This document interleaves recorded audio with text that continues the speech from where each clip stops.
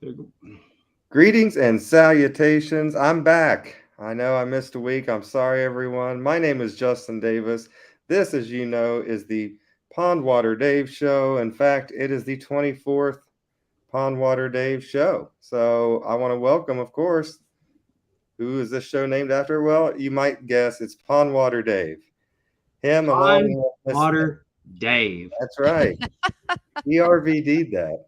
I did. Also, welcome the First Lady of the Arn Anderson Fan Club, live from Kentucky, Miss Amy Vaughn. How are you, Hello. Miss Amy? I'm wonderful. How are you all tonight? I'm excited to be back, and I'm excited to talk about a topic that Dave, actually another one of these deals where Dave was there. Ex- Dave's kind of like that. What's his name? The super fan that they did the documentary on, never released. Uh, What is his name? Vladimir. Glad. Vladimir. No, I'm Yeah, Dave's Glad's an on a open different fan. level. Yeah, I think he's got you put to shame. Vladimir does. Yeah. So, what's going on this week? How is everyone? I hear, Dave, you're back up to your old, you got geese issues, not gas issues, geese issues. Yeah, they're really aggressive. They don't recognize that that's my pond. I mean, it's Pond Water Dave. That's Mhm. I my cannot. pond. It's That's not. It's what I not. do. It's not Goose Bitch Dave. I'm not the goose's bitch. So we fix. We fixing to have to. We fixing to have to do paperwork or something because Oh, they got to go. Can you just call the game warden and will they come somehow run them out or something? Yeah, they're protected. Canadian geese are protected. I mean, if they weren't protected, we'd be speaking to them in past tense. Can you I mean, eat a let me Canadian be goose? clear. Let me be clear. I've got no issue killing a goose, Let me ask you a but question. I wouldn't hold up good on the inside. Can you smoke a goose? Probably. I'd say so. Put that thing on the Traeger and let's Yeah. go. Well, like I said, they're protected, and I'll be on here next week with a teardrop painted under my eye. About hard times. Except for instead of a teardrop, it's a little web foot. yeah. But yeah, we got it. There's been a really good sized water moccasin out there swimming, and I thought I saw it, so I grabbed my shotgun and I ran down the hill towards the pond, running around the side, and the goose took off and flew at me. And I mean, it was. See, now I'm thinking it's self-defense. I think you're allowed to shoot it if it's self-defense. Well, you would Exactly. think, but it's not because Huh. this. I mean, I'm sure polar bears are protected, but if one of them sons of bitches run at me, I'm shooting it. Yeah, but and they're fine. It's just that they can't find the goose for attacking me, but they can find me for attacking the goose. There's no Right. money in it for the state. Oh man. Well, I refereed a pretty good show this past weekend. Legacy Championship Wrestling went to Greenville, Mississippi, Mhm. and it was in a rec center. And I'm telling you, this crowd showed up, and when they were there, Awesome. they were passionate. I mean, they brought wrestling belts. They bought merchandise. Awesome. I take wrestling belts for them to get their pictures with. I'll charge $5. You can get your pick a belt and get your picture taken. I sold a belt, What belt you sell? the Mississippi Heavyweight Championship. Really? Yep. What so So what were now some I of got the a new match one, but he's already got the other one. The plates are already cut out on the new one. what are some matches that you what were the matches you Well, refed? we had a tournament. We had a tournament to determine the first legacy heavyweight champion, Mhm. and it ended up you had 4 elimination matches. You had 4 matches, and then the final. Then we had intermission, and we came back, and the 4 wrestlers competed in an elimination match Gotcha. for the championship. And Like a when, fatal when it's four all said and way? done, Big Swole Justin Cole was the is our new champion. Who? Big Big Swole. Swole Justin Big Cole. Swole Justin Cole. How could you Oh, forget that name? cool. Okay. Awesome. Is that his first? You said this is. This was the heavyweight Yes, legacy heavyweight championship. he's our champion. We Awesome. crowned our first champion. This is the promotion that owned by Gil Culkin and Steve Starr. Yes, I remember you telling us about that. Told That's y'all pretty about cool. Gil. When Steve started wrestling in '84, Gil ran the territory, and but we had a really good show. I'm excited. I can't wait to go back to Greenville, Mississippi again. How often will they have another show next month? What do they do? How do they do it? They're still spread out. I got you. I mean, this is the same people I worked for at the soccer facility down in Hattiesburg. Okay. Well, I know. Now I don't have anything else until June, when I'll be with AWA, which is Alabama Wrestling Association, down Ocean Springs, Mississippi. Okay. Angel Camacho will be on that show. Are you doing that event? Excuse me. I hate to call them shows. Are you doing any BIWs in June?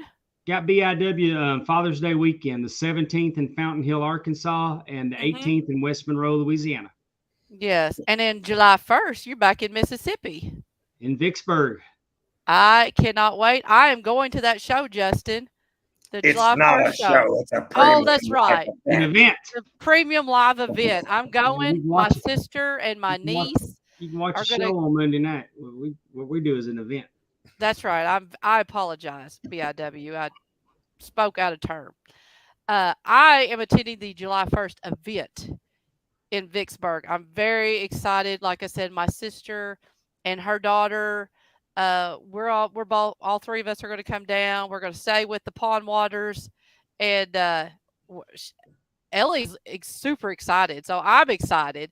I got a wrestling fan. So I would carry some geese, spray off. Oh, that's true. I'll have to think about it. I'll have to do something. Bring some pepper spray. I'm sure goose don't like pepper. Well, you don't have to worry about me getting close to the pond if there's a big water moccasin out there. I'll be nice to stay in the house. I don't have to worry about that. It'll be gone. Oh, true. That's true. You got a couple months. I promise you that it'll be gone. We're having crawfish. We're gonna have crawfish boil on the 22nd, so it'll be looking like a park again down there. And I gotcha. I'm all for some crawfish. I might have to go down for that. Screw the premium live event. I'm just coming. No kidding. Well, on the 22nd, come on down. I already got a house full though. My buddy Wayne and Cheryl are going to come from Dallas to visit for the weekend. And they need premium live events because they're the ones that upgraded your seats, right? That's right. They are, and I was going to actually show y'all the video of me finding out I had ringside seats. Oh, yeah? But I used a term on that video that I don't use anymore. Oh, okay. And I didn't have time to throw it in the video editor and in the private chat, Amy. I want to guess what the term was. Yeah. Okay. Yeah, that's gonna be fun. I'll go with you. We're here to talk about Wrestlemania 32, which took place in the year 2016 of our Lord. So that is about 7 years ago, according to my slapdick math. So it's been a little while, but we're here to talk all about it because, as I said earlier, Pondwater Dave was there. Unlike Bulldog, he was there. That's right. Or unlike Owen, I wasn't even there. It was so Dave, let's start off with the first day, I guess. Well, Thursday when you got there for the weekend, right? We started out with the Parade of Champions, the NWA Parade of Champions in 2016. Tim Storm was North American Heavyweight Champion. Jax Dane was our World Heavyweight Champion. This was the event poster from it. Oh, Jim Cornette. Jim Cornette was there. I love Jimmy Cornette right there. We had Rodney Mack and Raymond Rowe, which you can see now is one of the Viking Raiders on Raw every Monday night. There's Charlie Haas and Who's in the red hat? That's Rob Conway, former NWA World Heavyweight Champion. Really? Okay. Remember Rob Conway when he was on Raw, the Conway? Oh, I met him at the gym in Clarksville, Indiana, because that's when he was still with OVW. We had Lance Hoyt and Amber O'Neal and Matt Riviera. How cool is that? And that's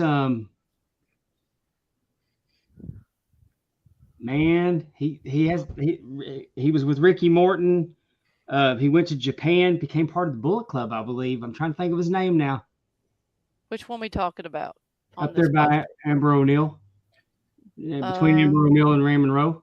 Of course, I don't know who he is. I don't know who that is. I do, and it's bothering me. I cannot call his name to save my life. I'm sorry. He was with Ricky Morton and he ended up being part of the Bullet Club? Yeah, he went to Japan.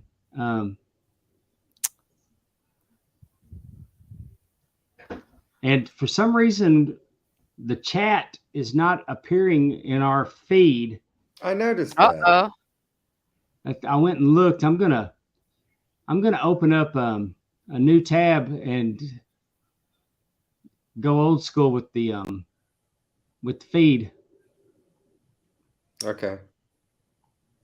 Well, and I need to mute it. There we go.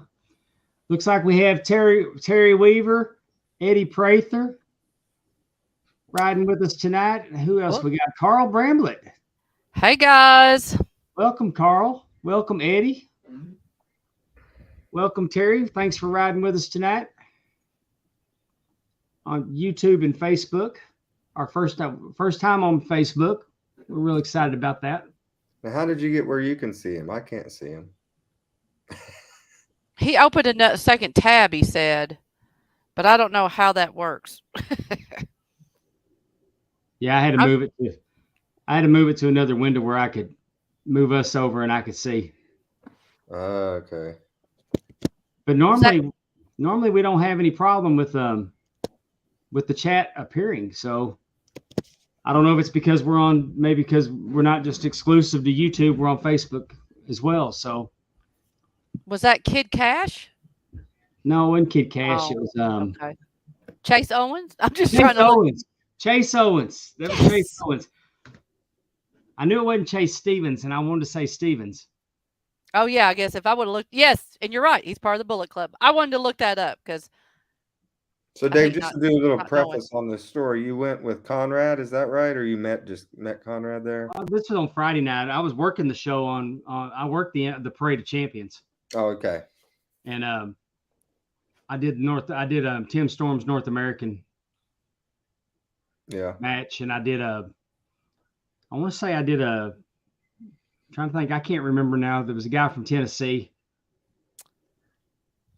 in OVW. He also was big in OVW. He was OVW champion for a while. Dyer. I can't remember. It's been 7 years. Okay, let me look again. How many you did? What, 2 or 3 matches on the show? I think I did 2. 2, yeah. And it was kind of wild. My wife got me an event poster, and she went around and got all the guys to sign it. It's quite a souvenir for me. She was telling them it was my birthday. I didn't know that she was telling anybody that. Then she also the next day we went to WrestleCon, and she walked around and she got the legends to wish me happy birthday. She got some of them to do it at Parade of Champions. She got some of them to do it at WrestleCon. But I want to play one for you. This one got me. It's long. Happy birthday, Super Dave. Boom. Super Dave, it's your 50th birthday, and I'm here at the Parade of Champions for the NWA to tell you that you have baffled science. We didn't think you were going to last this long. Happy birthday, Super Dave. Boom. If only he knew about you being shot in the head. Oh, yeah. He could have done something great with that. Had some. Was it Devin Driscoll? Yes. Look at you, Amy. I'm I'm stumping Amy with trivia tonight. Research. I'm Oh, quick with the Google. No. let's hear another one. This one was really cool. Happy birthday. Oh, Telly. Super Dave, I understand you turned 50. Well, from one of the original Four Horsemen, happy birthday.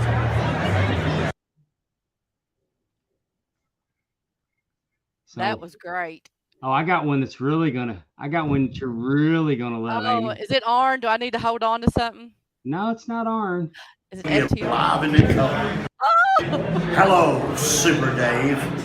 Ricky Morton coming to you live and in color. Wishing you 130th year happy birthday. No, happy 50th birthday. Brother, I still got 10 years on me. Many more to come. God bless you. And wrestling today. Bless.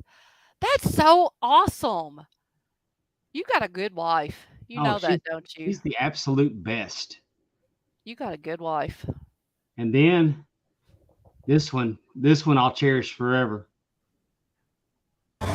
Your wife Hey Dave, happy birthday tomorrow. Your wife told me you're going to be 65 years old. Is that true? You look more like 50. Have a good birthday. Bye-bye. Oh, that's awesome.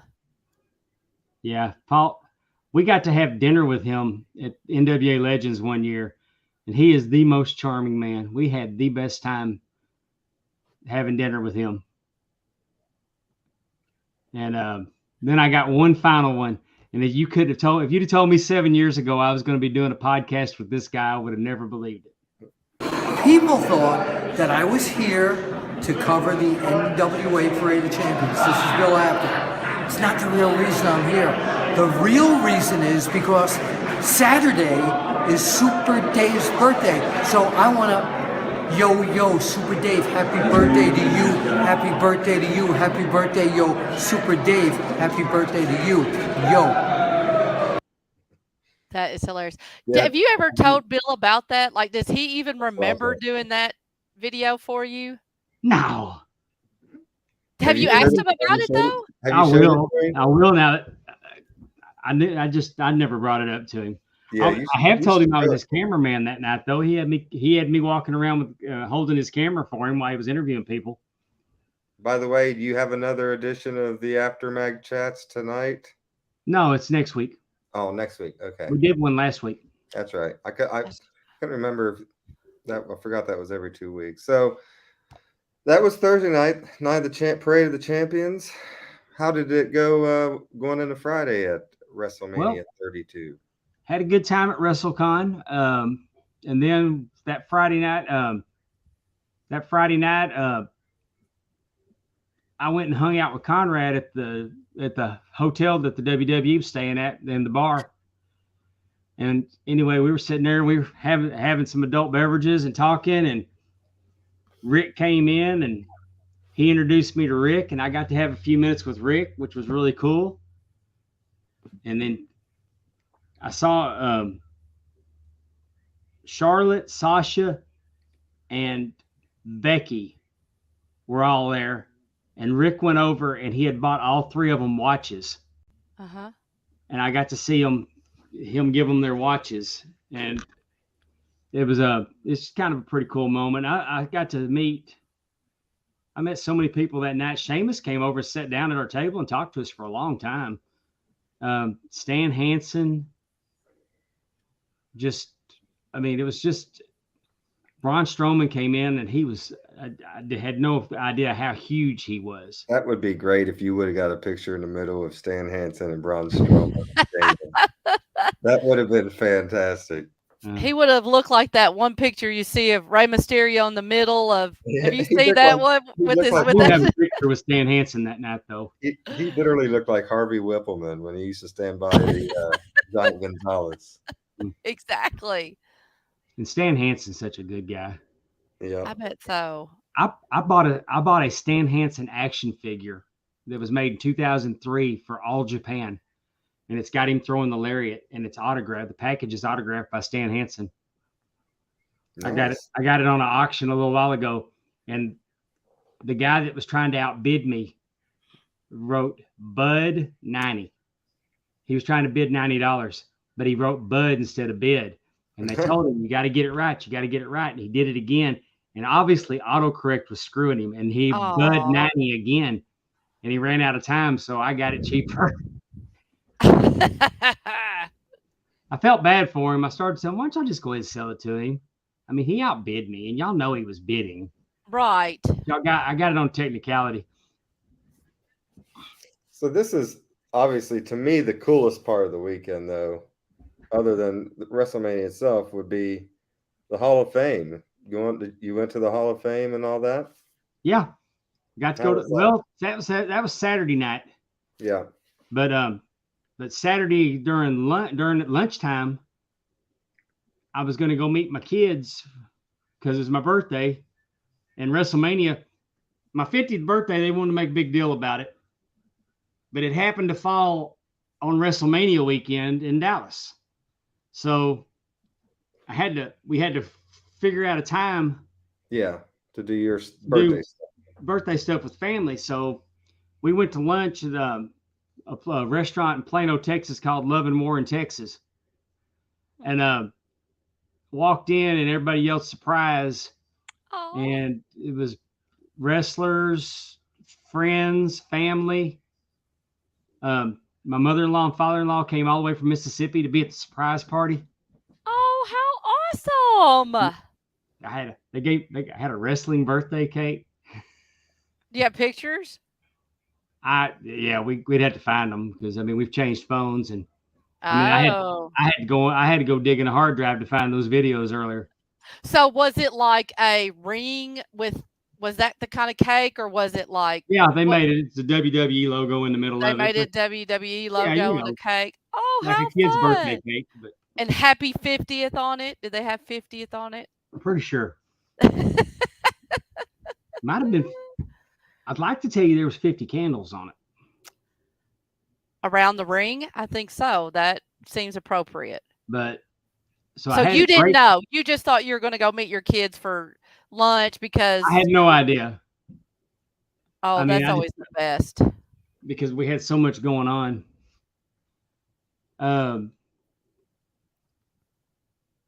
No, Jared, that was not the WrestleMania where the oysters were. That was WrestleMania 34 in New Orleans.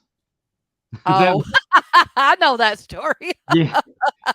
Yeah, I was listening to Cassio and Road Dogg talk about WrestleMania 34 this week. And I was like, man, it's been 5 years since I burnt my thumb. And it's funny because I burnt my thumb at WrestleMania.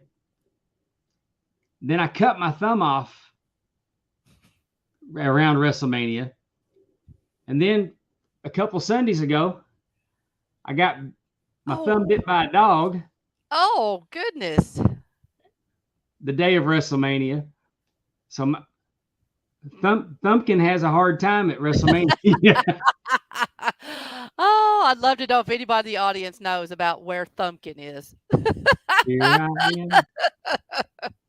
Now we show why, while we were older, Justin was with us. He'd be like, I don't know what those people are talking about. I'm here. I'm listening. I remember kind of hearing that as a kid, but I don't really have 100% on that. Okay. See, that's what I thought. Where is Thumpkin? Here I am. I did that. Very fine and thank you. Run away. Who would have thought we'd be talking about Thumpkin? I had to sing the Frere Jacques. I feel like I had a French class or something growing up. It's to the tune of Frere Jacques. Yeah. So let's go into the Hall of Fame because that's what I want to hear. I'm most interested in. Who got inducted? The Fabulous Freebirds, Daddy. Oh my gosh. Knaves. No, Michael Hayes and Jimmy Jam Garvin. It was incredible. Kevin Von Erich spoke and then the New Day inducted him. Uh-huh. And I like that. Kevin Von Erich got to speak. Oh, that's good. Yeah. Kevin spoke and then the New Day inducted him because the Freebird rules and they were a 3-man team and I'm trying to think who else went in that night. Who? Snoop Dogg. Got to see Snoop Dogg go in. Mm-hmm. There would have been a woman. Let's see here. Ivory.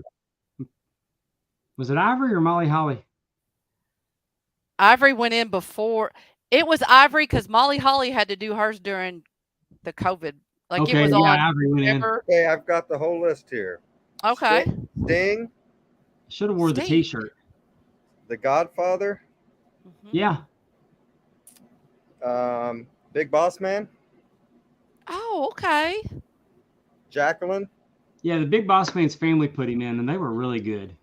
And Jacqueline's from Texas. That makes sense. Yeah. Stan Hansen, Yeah. and the Fabulous Freebirds. It's a good Oh, class. cool. So Stan Hansen went in. You got that's awesome.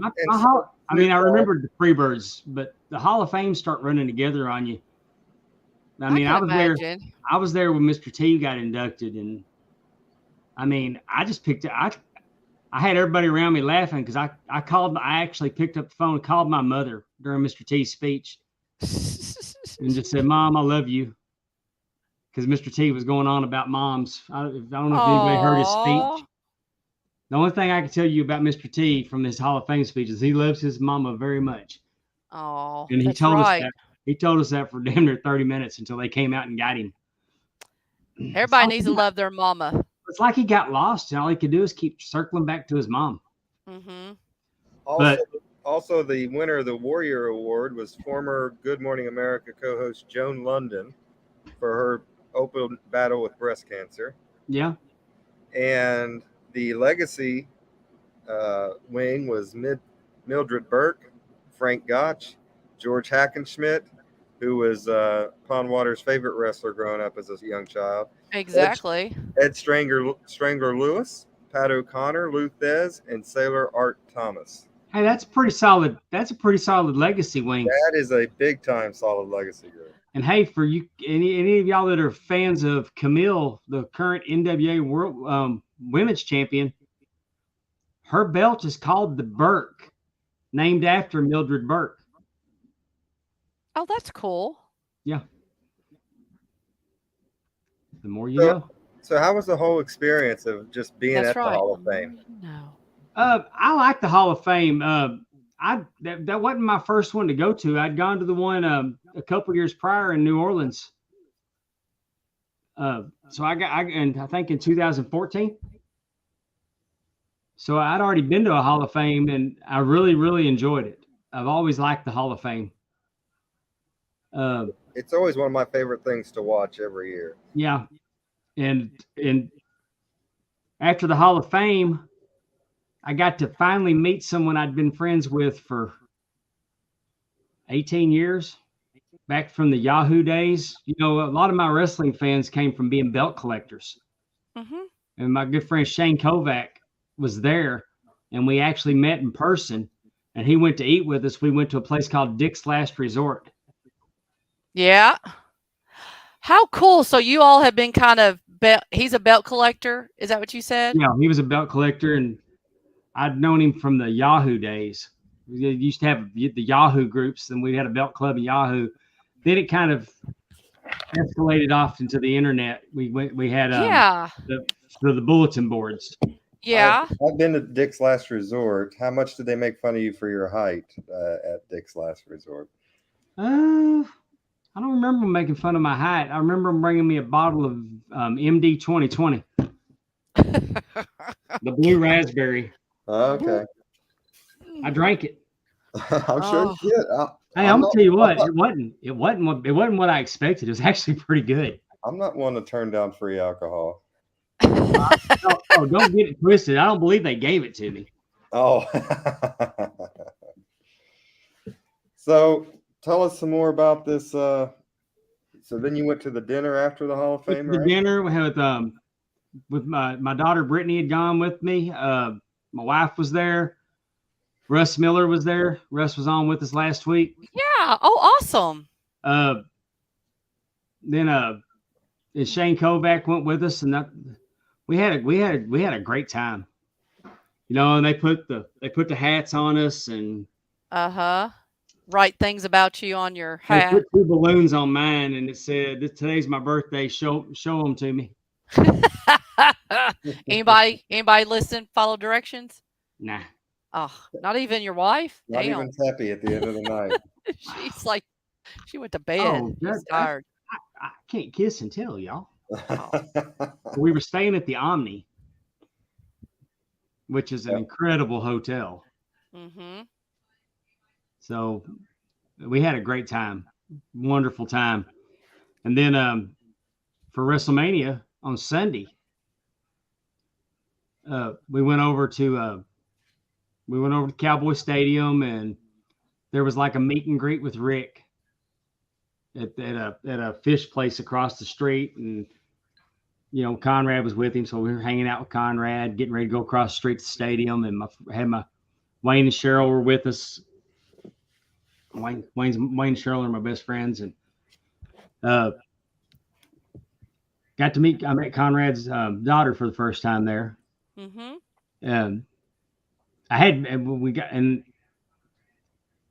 I knew I had different tickets. And so we met up with a wrestler that I knew. I just let him have my ticket.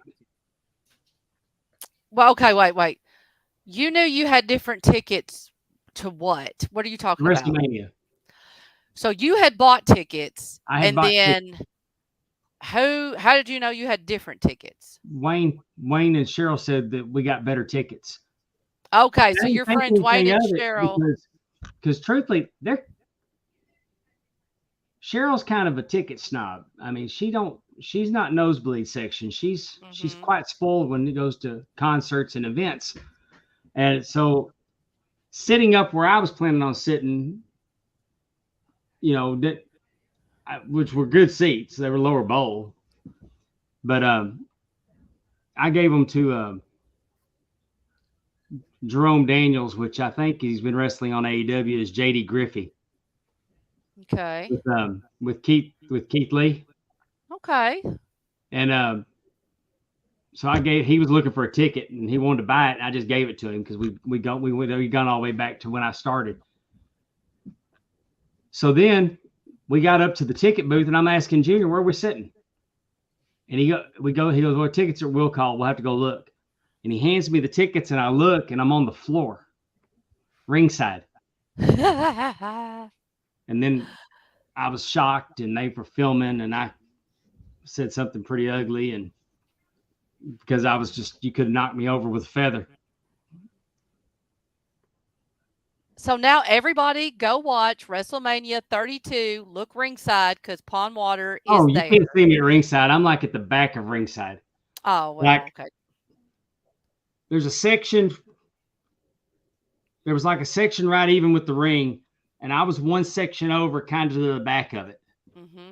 You know what, though? I bet we might be able to see you. I mean, remember, we saw Efren twice, like WrestleMania 9 with the ringside. He was behind on the front row. Well, Amy, I know, but what? But Amy, that black barricade is tall. I don't know if Dave could. Oh, Justin. Oh. But anyway, it was great. And there was a kid that was there from Mississippi that Stephanie knew, and she told me to come by and say hi. He wanted to meet me. Yeah. Now, did Stephanie know that you had ringside, that they were doing that, or she just knew that y'all had new tickets? Did she know? We had new tickets. I don't think she was in on it. Okay. I'm just curious. She's listening to this right now. She might holler and correct me if she was in on it. I don't remember her being in on it, though. I think she was as surprised as I was. Mm-hmm. But it was hard to get into the stadium because you had to walk down. But we'd gone all the way up to the top and met the person that she wanted me to meet the kid. Yeah. And we headed down, and we ended up walking down, and I don't know how we ended up on the floor. She knew. We walked around on the ticket. We walked around and we got our seats, and Junior and Cheryl didn't get into where we were at. They didn't get to our seats until I think they didn't even make it till the end of the first match. What happened? Just the line to get down. Okay. Oh man, that sucks. Cowboy Stadium's huge. You like go down a ramp and it comes around. It's like winds a couple times. Yeah. It was packed. And but I remember, I'm looking at the match results. I remember Zack Ryder. I remember being so excited when Zack Ryder won the belt. The Intercontinental belt. Yes. Right. Yes. Okay. I didn't Yes. expect Zack Ryder to win, and I like Zack Ryder. I like Zack Ryder a lot. Right. And so I remember that, and it was kind of crazy. I don't remember. I mean, you had the New Day with the Booty-O's box. Yes, Lord. You had the Cowboy of the Rock come out with a flamethrower. But I remember I had to go to the restroom. And where we were sitting, we kind of had like our own little VIP section with a bar and a snack bar. There's a little hallway to go down to the restroom. And I just know that I was heading up that hall and Stephen Amell walked by me. Green Arrow, Yes. Stephen Amell. And I spoke to him. I said, "Hey, how you doing?" And he spoke back. I didn't stop, try to shake hands or anything. We just passing, And then Bailey came out of a door wearing a real pretty dress. I mean, I recognized her. And as she walked by, I said, "How you doing?" And she completely ignored me because she don't have manners. She can't acknowledge somebody when I don't know. So, I mean, I wasn't trying to walk up and approach her, wanting a picture or autograph or anything, just passing, Stephen Amell, big Hollywood star. Stephen Amell could speak, like a civilized human being, but Bailey, she's got a mean mug and walk on by. And it ain't current Bailey that would be a character for. She was, she was still good guy Bailey back then. So, yeah. Anyway, just calling her out on her rudeness. So anyway, I get down and I'm in the restroom and I hear the glass break. When the glass break, well, no, did I hear the glass break or did I hear Shawn Michaels music? I just know I had to finish up and get to running. I got back to my seat in time to see. You didn't wash your hands, did you? Oh. Hell no. You don't do that anyways. I did wash. Gosh. Heard the glass break and I ran my ass back to the seats because there was that piece of business going on with Stone Cold and HBK. That was kind of cool. And man, and then the reason that I was there, Charlotte came down the Divas champion. She left the Women's champion. That was so much fun to see her and her dad. I loved it. I know Triple H was a champion. Yeah. I don't remember it. I remember Shane jumping off the cage, Shane the Undertaker, and I remember Shane jumping off the cage. And it was on our side. It was pretty cool. So, I mean, as far as WrestleManias go, it was a good experience, but it was a great weekend. You want to run through these matches at all, or? Yeah, let's go through them out. I mean, if I can remember them, I'll talk about them. All right. Well, our first one up is Kalisto defeated Ryback by pinfall. That's got to be on the pre-show before I got to my chair. Okay, it was for the U.S. title. I wouldn't think that would be a dark match, but okay. And I don't have any recollection of that match at all. Yeah. So this one, the next one we had. I don't think these are in order. I guess they are. The next one, it says Team Total Divas, which was Alicia Fox, Brie Bella, Eva Marie, Natalia, and Paige defeated Team Bad and Blonde, which was Emma, Lena, Naomi, Summer Rae, and Tamina by submission. Interesting. That was a lot for me to get out right there. I'm still a man. I can't imagine that I wouldn't have any kind of memory of that. A 10-woman tag match, you'd think you'd be all up into that Right. one. Hopefully right in the middle of it. Our third match was the Usos. Some guy named the Usos, Jay Uso and Jimmy Uso, defeated the Dudley Boys. How about that? The Dudley Boys making a little return there for a WrestleMania match. And the Usos obviously got the rub off the Dudley Boys and got the victory. So that was a good builder for them, I guess. I imagine I hated that. Yeah. I'm pretty sure I hated that. I was probably all about, I bet you I was there. I'm sure I had my tongue out. What's that? Dave was trying to get the tables. But yeah, I think this was a good build for the Usos to get a WrestleMania win over the Dudley I'm Boys. telling you, these matches aren't in order. Okay. Well, you're the one who put them on here. I was going to say, No, you're the one who gave us the list. well, I cut and pasted, but I'm just saying the Zack Ryder, that Intercontinental match, that ladder match started the show. Yeah. Because they walked past me with the Intercontinental title on that thing they hung up. I remember that starting the show. So you think, I mean, how long do you think it was? I mean, this was obviously before it was 2 nights.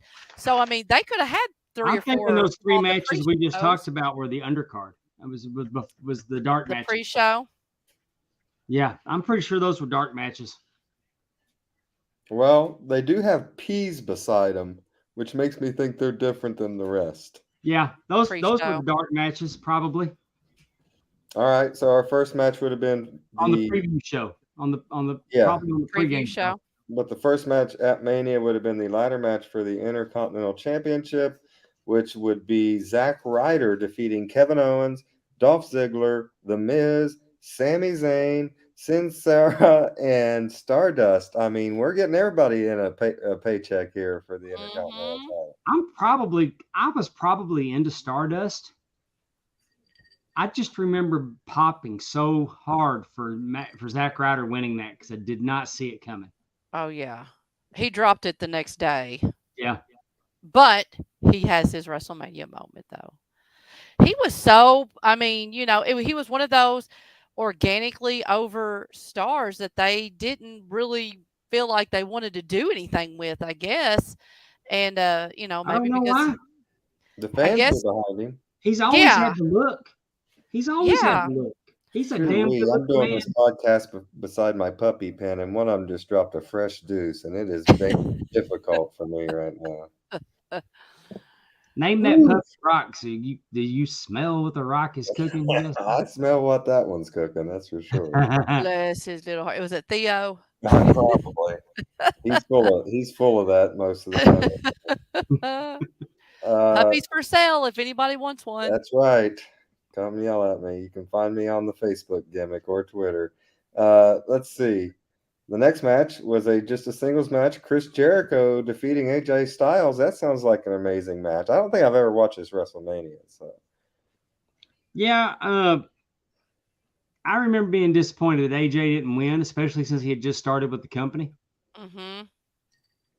So this is a year he debuted at the Royal Rumble? Right. Okay. I'm pretty sure. I mean, I don't know. Do you remember this match being especially got a live running on my podcast, y'all. Oh, Lord. I like it. Hello. Hey, David, how you doing? Here we go. Oh, you're welcome. I'm live on my podcast right now. No, that's okay. I told him, I said, I got to take this call. I've always got time for you. This is my grandson, David. Aw. Oh, okay. Hi, David. I thought it was David Manning for a minute. I thought it was Dave Silva. No, it's David Kramer, my oldest grandson, the one that made me a grandfather. Oh, how old is he? He's 12. He's going to be fixing to be 13. Oh. So he's already a foot taller than Dave. Oh, yeah, he's taller than me. Hey, I'm glad you called Tippy, though. All right. I love you. Bye. Bye, David. Call Teppy. That's how he handles most things, I think. Well, she sent him. She sent him something for Easter. Mm-hmm. She'll send him little gifts. She calls them happies. Aw. So, do you remember being happy about this Jericho Styles match? Do you remember it being like good in the technical area that we would say? I remember being pissed that AJ lost. Yeah. Okay. I probably MF'd Vince. I've done that more than once in my lifetime, starting in 1997, November of 1997. I think it'd be fair to say that over the last 20-something, however many years Jericho's been around, that there's been more times that I didn't like him than I did. Yeah. Well, our next match was a 6-man tag team match. The League of Nations, Alberto Del Rio, Rusev, and Sheamus. So it's like a national alliance. It was the axis of, whatever. Defeated the New Day, which was, of course, Big E, Kofi, and Xavier Woods. So, that's interesting for me. I would think New Day would go over here, but I like the League of Nations. Did you like that? I mean, I like that group of people together. It was Alberto Del Rio, Wade Barrett, Rusev, and Sheamus. I mean, again, I'm all for a good faction. I didn't mind that. I really like Wade Barrett. Oh, I do too. But I love the New Day, so I wasn't happy about this. But and I don't like Alberto Del Rio either. No, I'm not a fan. I'm not a fan either. I don't know why I said that in like Italian, broken Italian there. I mean, piece of garbage Jones for sure. Right, but we didn't know that in 2016. Yeah, so I still didn't like him.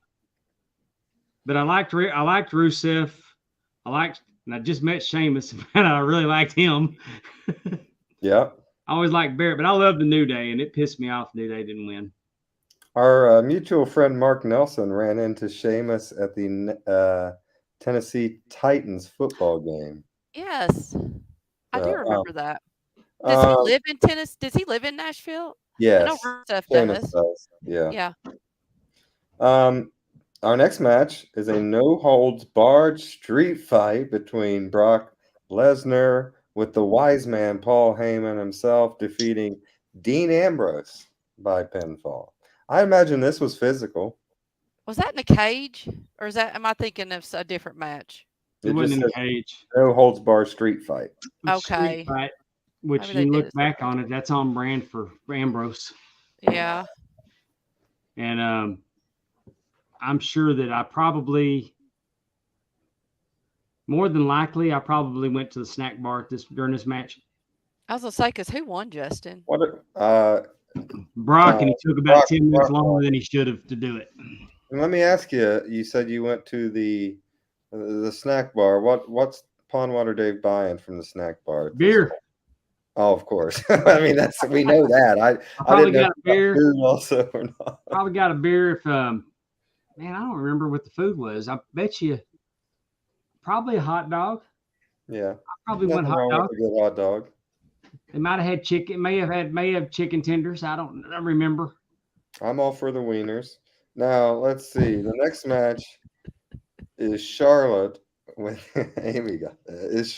Ric Flair defeating Becky Lynch and Sasha Banks by submission. So this was a triple threat match for the WWE Women's Championship. Charlotte Flair going over here. Who was the champion to start? Charlotte was the Divas champion. This is when they retired the Divas champion. The Divas champion. And they made it the official WWE Women's World Champion. Yeah. Right. And so Bayley was still in NXT, correct? She was, right? Yeah. She didn't come up yet. Okay. No. I'm trying to, like you said, things start running together, and then you're like, my gosh, that was 7 years ago, and then trying to piece things together. Sorry. As a Rick fan, you had to be happy with this one, Dave. Oh, I was over the moon with it, and the fact that Rick was keeping I think that she pinned Becky, and I think Rick kept Sasha from getting back in the ring to break the pin up. Oh, I heard the Weedle Puppies. I was going to say I'm going to start muting myself. Apparently, a Royal Rumble has broken out inside puppy pen. But it was I was thrilled. I mean, she used figure eight. Rick was involved in the finish, and the queen. I mean, she became the Divas champion no more and became the women's champion. I was there for it. So what did Rick do at the finish? I think he kept one of them from getting back in the ring to break it up. Oh, okay, so that she could. Yeah, I got you. I think he dropped down and held a leg. And I do like you said, we'd already have the Revolution, and I think that was a smart move to change it out, to retire it, because they weren't really divas, they were wrestlers, and so I think that was a smart move. Now the Divas belt was in person was one of the most beautiful belts the way it was made. I didn't care for the Divas belt. Don't you have it hanging on your wall? Of course. Well, I knew you did. That's what I was like. It's up top. And we know I've got every belt Charlotte's held. We know that Miss Amy Vaughn is not a wrestler. She's a diva. She's the opposite of that. So. But the night that I held the big gold for the very first time, I also got to hold the Divas belt that had been changed to just with the new network logo on it. Mm-hmm. They were ready. Dave Milliken had made them, so I got to see them because after that where we were at, they were going to deliver the new U.S. belt and the Divas belt. So I got to see the U.S. and the Divas belt before WWE took delivery of them, and just the way that the Stones reacted in light. It was beautiful. I mean, the craftsmanship was second to none. I mean, it was an incredible belt, and I always liked that U.S. belt. Yeah. But we got to see them. Stephanie got a picture with the Divas belt. I got a picture with the U.S. And of course, I was holding the big gold. Forgetting to breathe. Stephanie had to go, breathe. It was the first time I'd ever been starstruck by an inanimate object. I mean, I don't doubt it. That's pretty awesome. I was trembling holding it. And now I just pick it up, throw it around my shoulder, and I mean, I don't get nervous around the big gold anymore. I have been starstruck by a lot of inanimate objects, but we're gonna leave that alone. Let's go to number 9, the 9th match on the card. The Undertaker. I almost said Underfaker. I'm Undertaker defeated Shane McMahon. Good match. And this was a Hell in a Cell match. So you know that, and I don't think I've ever seen this match. In fact, when we get done, I might have to go back and watch this. But just knowing that Shane is in a Hell in a Cell match with Undertaker tells me he is going to be bouncing everywhere off that freaking cage. Yeah, he came off the cage. Yeah. I remember seeing that part. It was on our side of the ring. It was cool. I enjoyed the match. I really thought this was a good match. Yeah. I mean, there's not too many matches I've ever seen Shane McMahon in where he disappointed me. Other than when he tears a quad. I mean, usually he does pretty good. Yeah, I hate that for him because I know. Shane's never embarrassed himself in the ring. I mean, he only goes out and puts on a great show. And if we started talking about top 5 matches, I'd say that Shane McMahon and Kurt Angle from King of the Ring is one of the top matches I've ever seen. I think that much of that match. Shane's an incredible worker for someone that never really was a worker. Right. So our next match is the 20-man Battle Royal for the Andre the Giant Memorial Trophy. Who wins it? Baron Corbin defeats Kane. I'm just sorry. He was still young at that time. He needed something. Has always had go away heat with me. He still does. Man, I've started liking him over the last couple of years, but he was piss break Jones to me forever. I was not into him at all. Hey, Eddie Prather has a pretty good question. Oh, really? Do we not have trivia tonight? Yes, we have trivia. We just ain't got to it yet. Yeah, we got trivia. I always have trivia. I didn't put trivia on the format, Ed. Thanks for calling us out on that, because we'll do it here at the end when we're done with this. But Baron Corbin, I'm just a no on him. I don't know. Yeah, I mean, that's how I was. I like the guy. Now, I think they don't use him. I think they'll find something that hits with him, and they don't stay the course, and they pivot. Yeah. I And don't even know if they found I don't understand anything. it why they can't keep a direction with him, because when he starts working for me, when he really starts working for me, they change him. And I don't understand why. But I mean, on a personal note, I'd like to hang with the guy. I mean, he loves Codigo tequila. He likes cooking red meat on the grill. Yeah, he has a good look, and I mean, I don't know, like you said, but I don't really know how I'd want to see him. So, by the way, I like tequila and red meat on the grill too, but I don't see you trying to hang out with me, Pondwater Dave. So I just invited you down for a crawfish boil, Justin. All right, our next match. I tell everybody, come on down. No, I'm just joking. So far, Adam, and Sorensen and Frank Bruno are the only ones that have showed up. I believe you let that scoundrel Frank Bruno in your house, but that's a whole other issue. I ain't heard from him in a while. I need to call Frank. oh, he's working hard. He texted me just a couple days ago. Our next match, The Rock defeated Eric Rowan with Braun Strowman and Bray Wyatt by pinfall. So this is the whole Bray group, right? Together, whatever they were called, forget. But The Rock coming in. Was you pumped to see The Rock? They came out. I'm gonna say that the cheerleaders were dancing, Mm-hmm.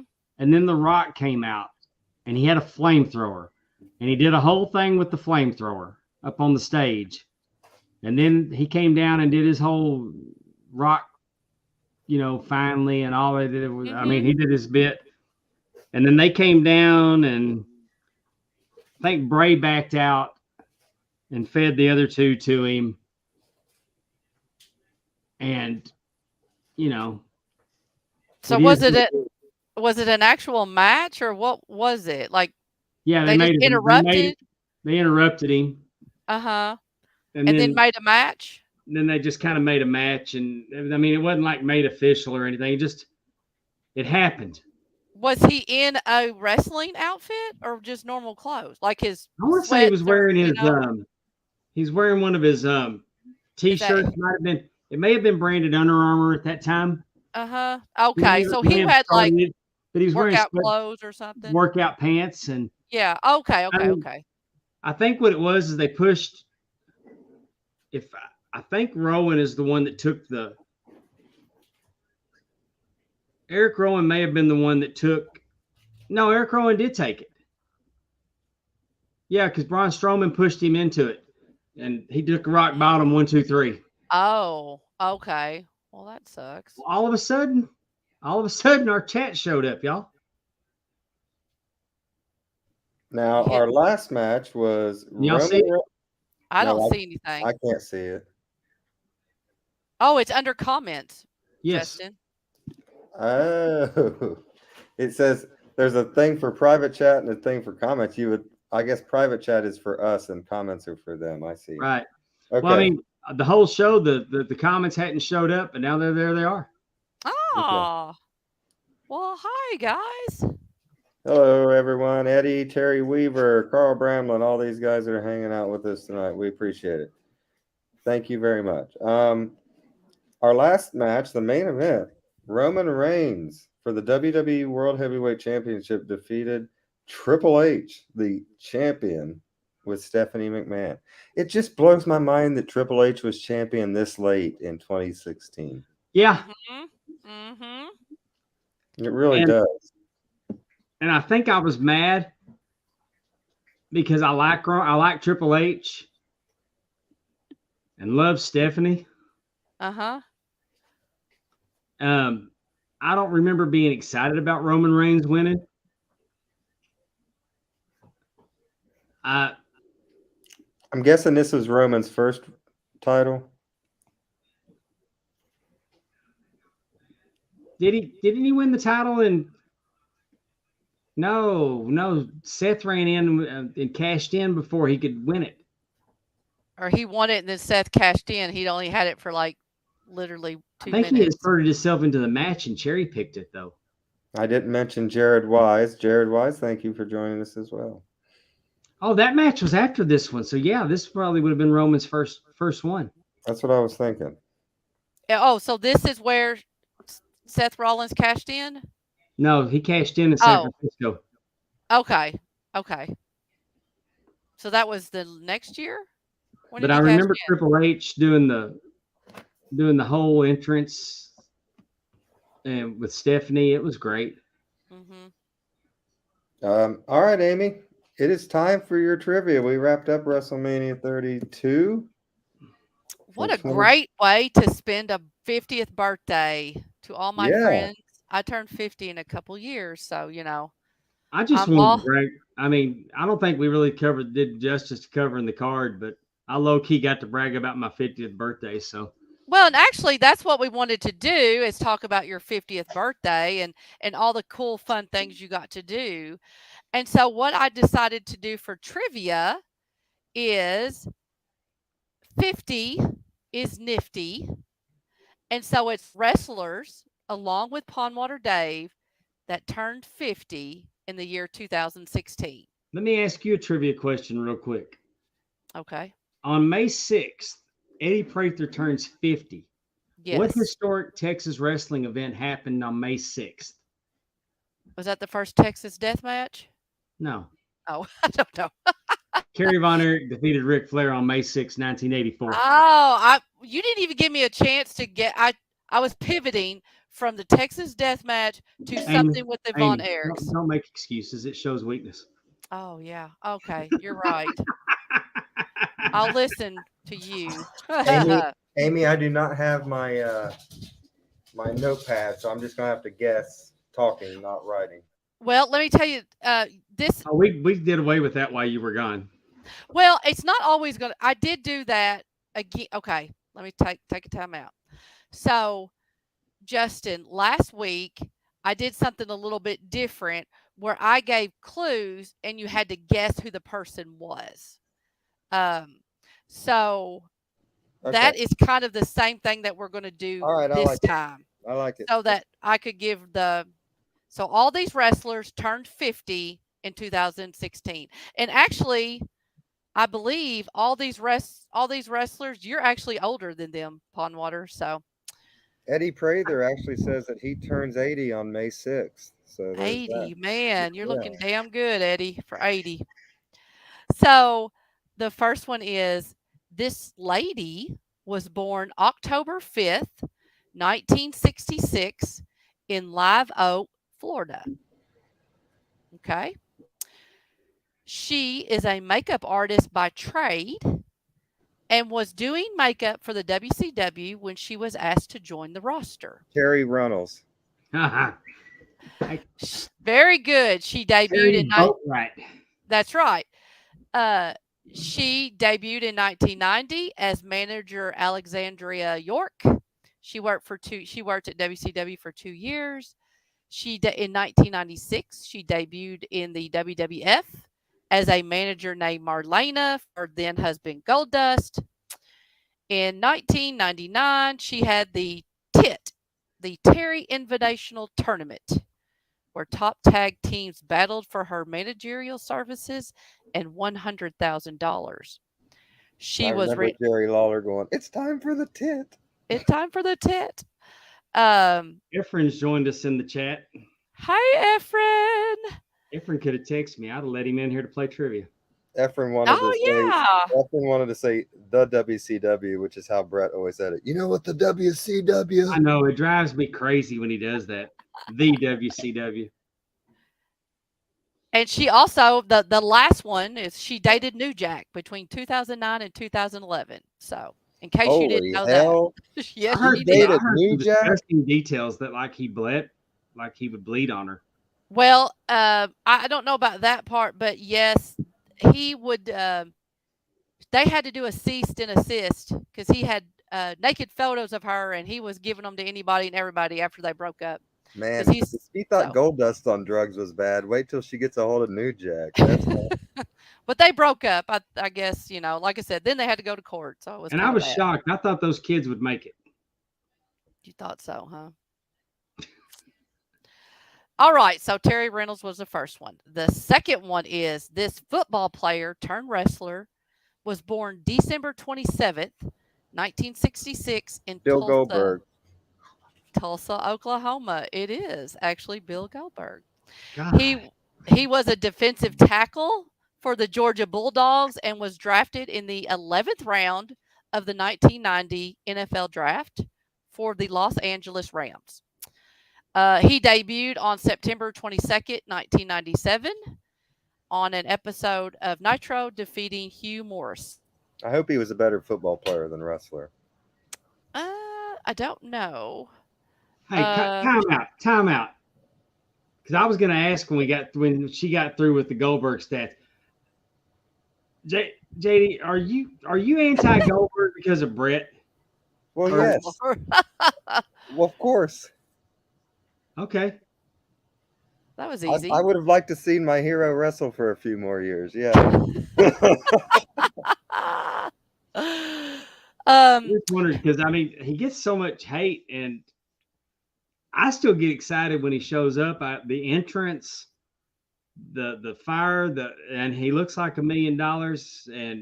But I'm sorry, any guy that knocks himself out before his own match by hitting his head on the door is a damn idiot, and I stand by that statement. I can't defend that, but it happens, right? He was named Rookie of the Year by PWI and the Wrestling Observer for 1998. So he made a huge splash when he came in. He wrestled in WCW and WWF, winning the heavyweight titles in both companies. He was the headlining inductee of the WWE Hall of Fame in 2018, going in with the likes of the Dudley Boys, Hillbilly Jim, Ivory, Jeff Jarrett, and Mark Henry. He is recognized for having a 173-0 undefeated streak in the WCW. So even if you answer it on the first clue, you have to hear them all because I worked hard on this. That's right. Well, can I just say that I was a little surprised the WWE cut down the nominees this year to like 4 people. I guess they're just trying to shorten the show so it doesn't drag on so much. Well, they're running out of people. Yeah, because it seems like it's a tag team, a headliner, so, you know who I'm on the train pulling for to get in, and I don't know if he'll accept it and do it because he doesn't do much wrestling stuff, but how in the hell is Rick Martel not in the Hall of Fame? True. I would definitely. I would have to think he's on Triple H's radar. I would think Rick Martel and Lex Luger should be two of the next guys. Not be? Oh, Luger should be in. It's just beyond ridiculous that Luger's not in. And Rick Martel definitely should be in. But like you said, it has to be a model and ignore his AWA credentials. Oh, he also had a great tag team career in the WWE, couple-time champion. Well, and I feel like I've heard Jim Cornette talk about it. They want you to do the Legends thing. And, if you don't want to do that, like you said, if he's not that interested in being part of WW, Legends or signings or whatever. Jim Cornette is my third grievance not in the Hall of Fame. The Midnight Express need to be in the freaking Hall of Fame. Yes, and I do think if they ever did that, I know Jim Cornette would come out for that. You know what I mean? Like come out of hiding, out of Louisville. Yes, I think that would probably be the only time. He's not going to drive to California for it. So it's going to have to happen. Like he might drive to Philadelphia. He might make that drive. So we may have to wait till WrestleMania is in one of the southern states for him to be in driving distance of it because he don't fly. Right. Well, but honestly, you don't need to wait very long. Obviously, Bobby Eaton dying was sudden. It's not like he was 80, and so you don't want to wait, and then those people don't get their moments. Bobby Eaton he didn't get. I don't want to say he didn't get any moment, but I don't think anybody expected him to pass. Bobby, you know Eaton, what I'm saying? I was listening to the Road Dogg's newest podcast a little bit ago, and he said they asked him who he thought the best wrestler ever was, and he said Brad Armstrong. And Uh-huh. that's a good answer. I think Bobby Eaton is extremely underrated, and he definitely deserved his time up on that stage. I wish he could have Hmm. got it. Oh, Yes. definitely. And I'm Without not question. saying, Stan Lane or Dennis Court, whatever they're going to do, but, and that's the same thing with Lex Luger. I mean, obviously he's healthy, but still people I can't. deserve that moment, I don't understand why they don't want to give Lex the moment, because I think Lex is the ultimate success story. Like, I understand there for a while not putting him in because of the stuff with Liz that happened and stuff, Hmm. but the way he lives his life today, it would be an unbelievable uplifting speech from Lex Luger that I think a lot of Right. people would probably cry and have an emotional moment on. And again, it goes back to, maybe maybe Lex wasn't ready. Like we're friends. Me and Lex. You know, maybe he wasn't ready to Maybe some be of the okay may- with that. You know what I mean? maybe with the new company, some of the things that Vince doesn't like he'll get over. He can be overridden on now. Right. They may actually do ballots. They may actually do something. You know what I mean? Like it really is the Hall of Fame is really like who do we want to go in? Like we need a tag team. We need we Yeah. need a woman. They might end up doing something different. It'd be interesting to see how that kind of goes and Before we just go kind to of our see. next question, I do want to say something that I forgot to bring up earlier when we were talking about stuff that happened in the week. Mhm. I watched the Dusty Rhodes A&E biography. Yeah. I cried multiple times. That one was the most emotional for me to get through of all of the ones they've done. Just because, I don't know, it just touched me. The things that Dusty went through with his family for years. And then when they got together and he really appreciated that. And then, just the whole thing was touching. I thought they did a great job with that. I agree.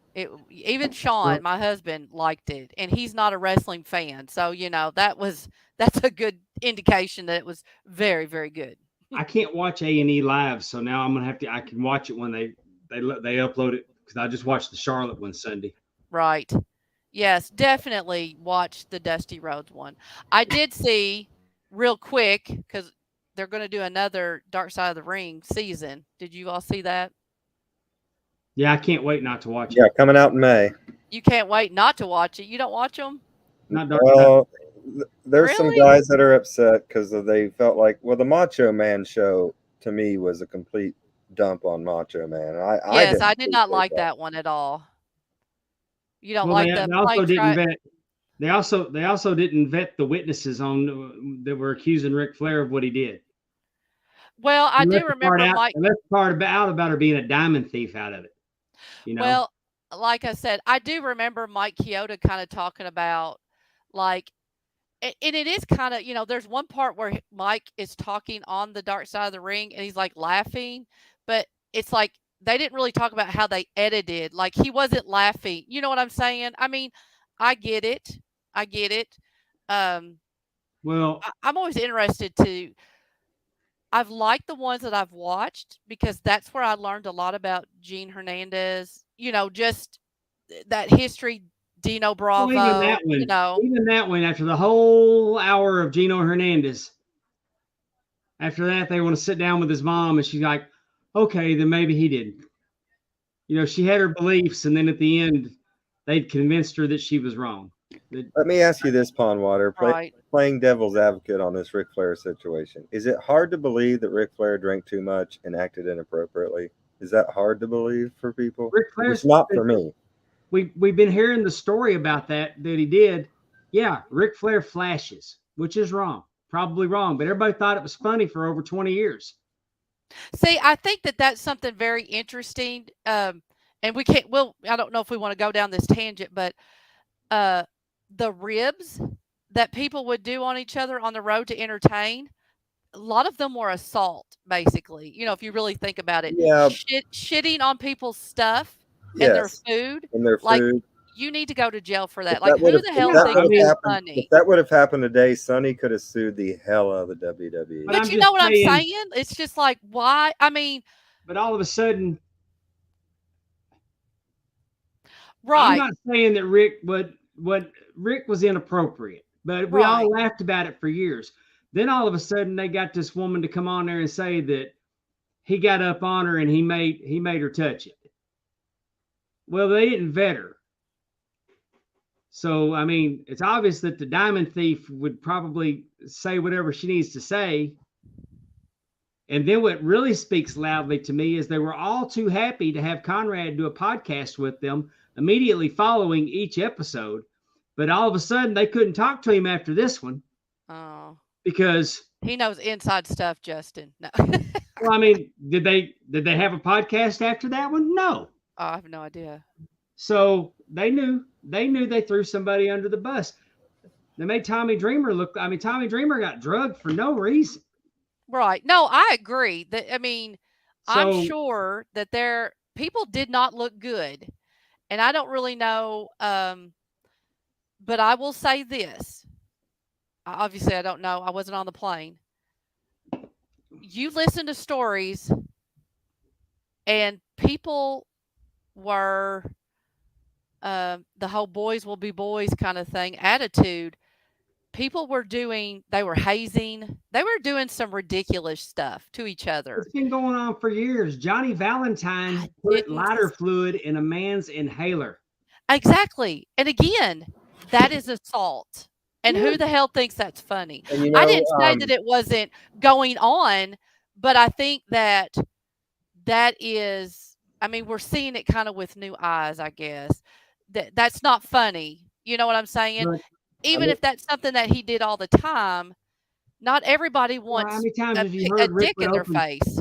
You Rick know what would I'm open the saying? robe. Rick would open the robe and a balloon would come up and he had a balloon tied to it. Again, what the hell? I mean, just why? I don't care. I'll just I'm say, just saying, you know. I think Amy, I agree with Amy. If you remember Tom Billington, the Dynamite Kid, had his career pretty much ended because of retribution from a rib, where Jacques Rougeau knocked his teeth out, and he never really was the same after that. You know? I'm just saying, we laugh at these stories for years, and then all of a sudden we're not laughing about it anymore. Well, because people realize, like, because you tell enough people, the people that are hearing the story are not the guys in the locker room laughing. You have other people Yeah, hearing but it you have like I'm just what- saying, like me saying, why the you need a hell do you witness think that has that's some funny? credibility. You have a witness that needs I some understand. credibility. I understand your point. I guess Amy's point Yes. is that the woman was not one of the boys. She doesn't deserve to be in the rib. You know what I'm saying? Right. If that's the case.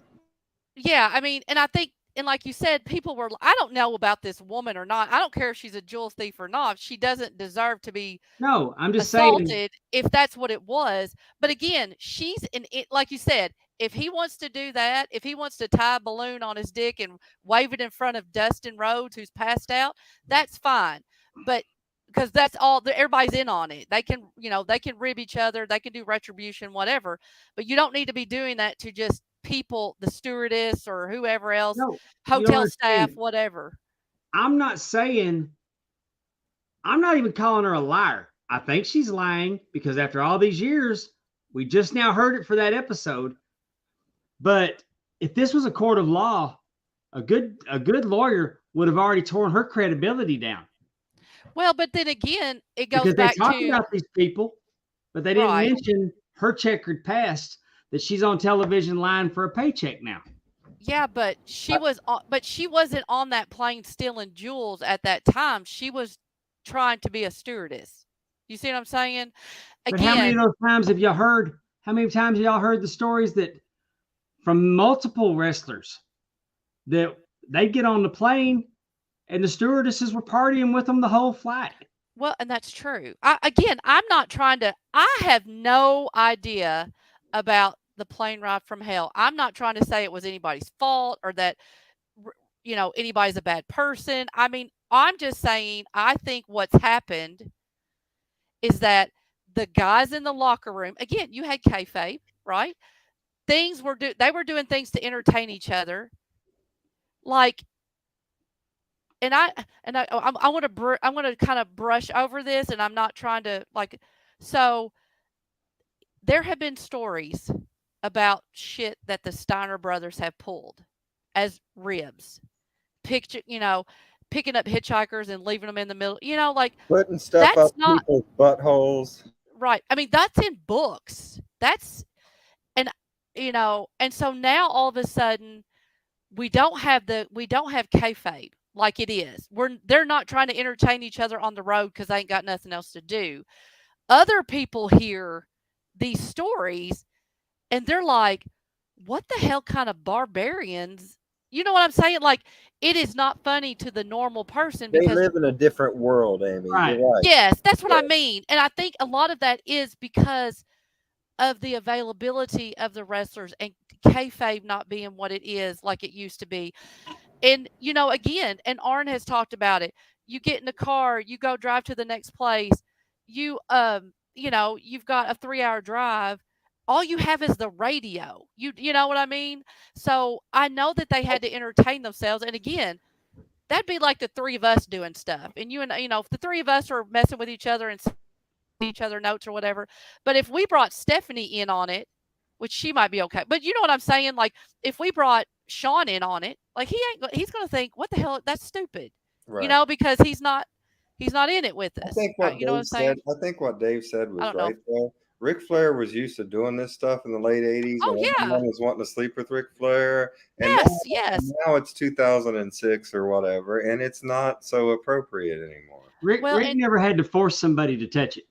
I'm not saying that he did. No, I'm not me saying neither. that he did. And again, I think that the shows, the Dark Side of the Ring, have gotten very popular, and so they are having to sensationalize it more. You know what I'm saying? So they had to make it as sensational, like you said. Tommy Dreamer, I think he was pretty upset after it came out. Well, now it's under the Rock's umbrella, though. $7 Productions doing it now. So, I mean, if the Rock wouldn't have been in on it, JR wouldn't have appeared on Tales of the Territories. Right. Because I mean, Tony Schiavone, how many times you heard Tony Schiavone say, "Tell those guys to go F themselves"? Yeah. But the very nature of the show is called Dark Side of the Ring, so they have to find a dark side to everyone that they feature on there. And I agree. I'm glad Dave grabbed that because I was getting ready to comment. Jared Wise commenting in the chat said, Amy said shit and dick in the same show. Just submit this to the Podcast Hall of Fame, please. I go with what the information is to me. I'm just saying. I'm gonna light a candle for her Sunday. Please do. I'm glad I'll light one for myself too. I think this might have been the most heated conversation, Jared, that Amy and Dave have ever had, and I enjoyed the hell out of it too. I was with you on that. That's good. Amy, go back and tell us what you were going to tell us about Dark Side of the Ring before I attacked you.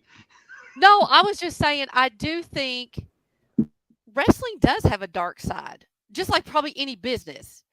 And as a wrestling fan, you hear stories, but I like that they tried to put something together, and it'll be interesting to see. Now, I don't want hit pieces. I don't want, things to be put out there and changed around to where I don't, I mean, I am genuinely curious. You don't want them really You don't want them to sensationalize the show too much where they're getting out of bounds with what was actually true. Right. I think that's what Dave is accusing them of here with the Ric Yes, Flair.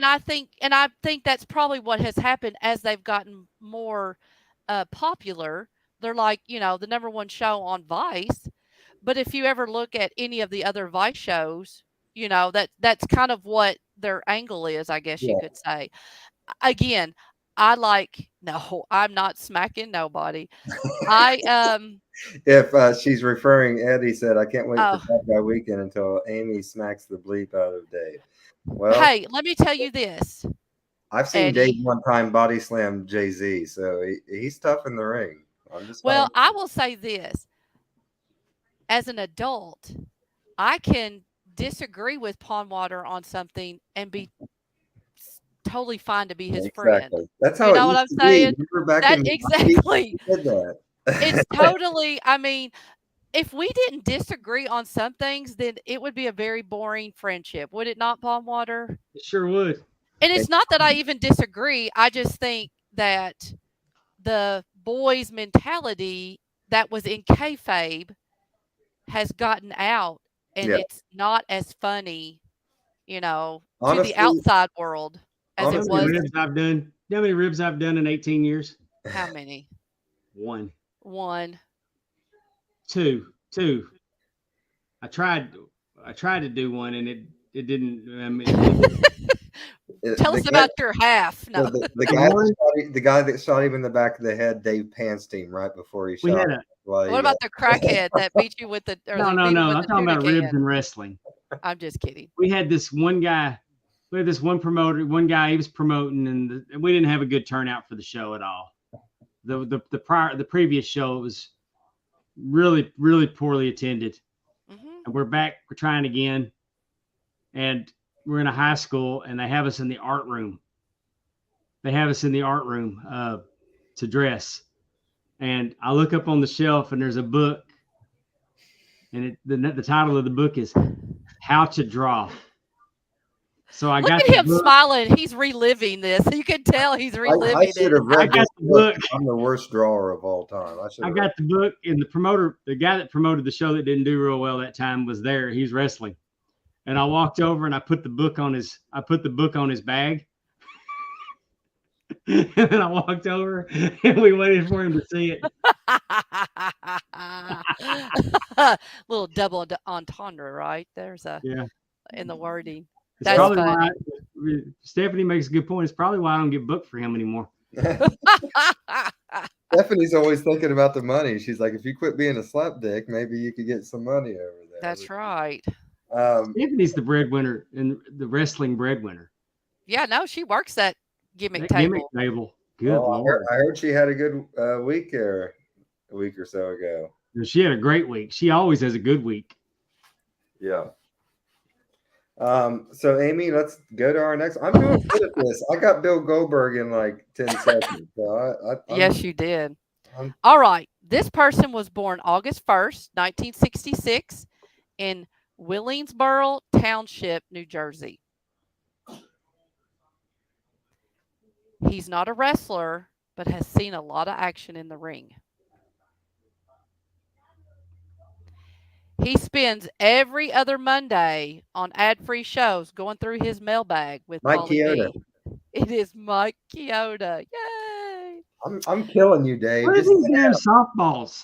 When Jessica's not here, she's like, how many short hairs did Fritz Von Erich have on his left nut? And you just and then because Jessica's you back and then she's like giving ad-free show hints that he hit the buzzer before me. Well, when she said New Jersey, I was immediately going like Canyon was my original thought, and then when you started moving it toward a referee, I was like, oh yeah, that's Mike Chioda.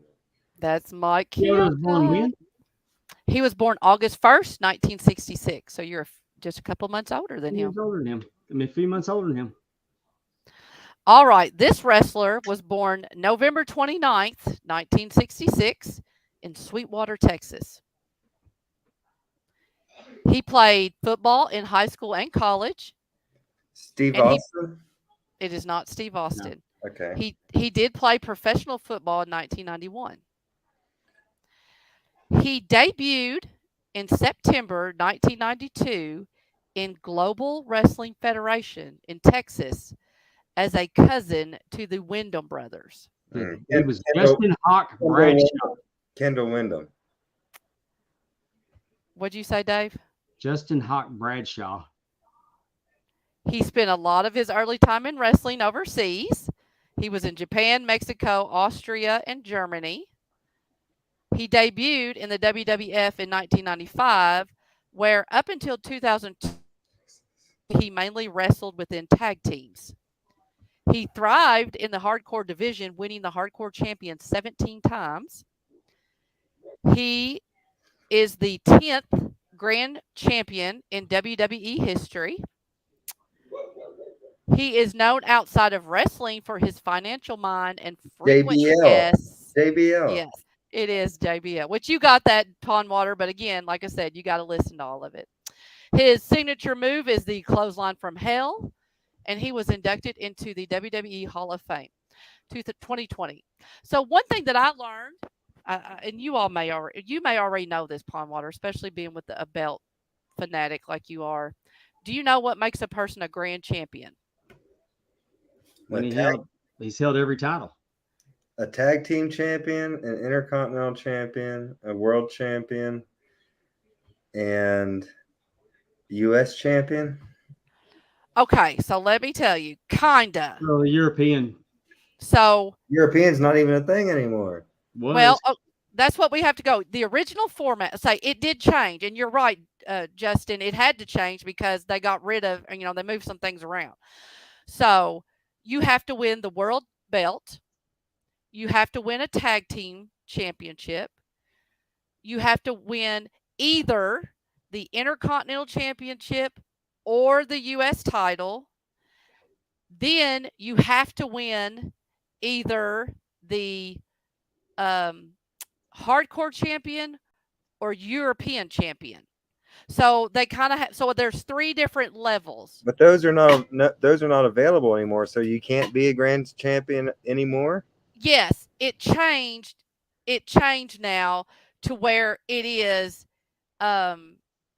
There's no more. It is like the U.S., the Intercontinental, the tag team, and the world champion now. Like before, you had to do either the European or the hardcore, and then you could win either the U.S. or the Intercontinental. You had to win 4 different belts. Now that they only have those belts, you have to win them all. Does that make sense? Well, I was right when I said Intercontinental Tag Team, U.S. and World Championship. Yeah. Yes, and then then you had to either win the European or hardcore. Prior to I can't believe I didn't write that down. Sean was the first one because Sean won the European Championship first with everything else. Yes, he was. He was. I do believe he was the first one.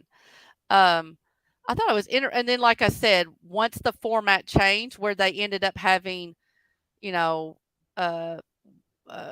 like I said, they got rid of the European and they got rid of the hardcore, and then they had the U.S. Yeah. Then you had to win, instead of winning the Intercontinental or U.S., you had to win them both. It took U.S. kind of took the place for that last. I think that's the right decision. I think you should have to win both, and the tag team and the world title. Yeah, I do, and I think it's kind of interesting. It's not a long list. Rhea Ripley is. And they do it differently for women, obviously. It was the NXT champion, I really want champion, SmackDown, I really want the women to have their Intercontinental Championship type belt. I think it's time for too. I do too. That way, they've got a tag team belt that can go back and forth. They really only need one world championship belt. They don't need a Raw belt. And a women's champion, either a women's U.S. or Intercontinental. Mm-hmm. And tag belts. And we may a women's television champion. They don't even have to do Intercontinental or US. They could have a women's. That would be really cool if they brought back the television championship. And I wonder, do you think that it will be, and we might see something like that once we get and I think it would make television rights? It would make it special if they did the TV title just for the women. It would make it special to them. You know what I mean? I like that. Yeah. I don't think we'll ever see a unified. I think we'll still see 2 belts as long as you have the shows on 2 different networks. Like as long as we have USA and Fox, because Fox is going to want the champion on their TV station, and the USA is going to want the champion on their. I mean, that makes sense. If I'm paying all this money, I want a champion on my TV screen. I think that with the draft, I think we're fixing to see the belts split again. I didn't want to see the draft. I wanted to see the end of the brand split, personally. So what do you think? How are they going to split the belts? Roman has both of them. You think I just love when Dave says fixing. That just makes me happy.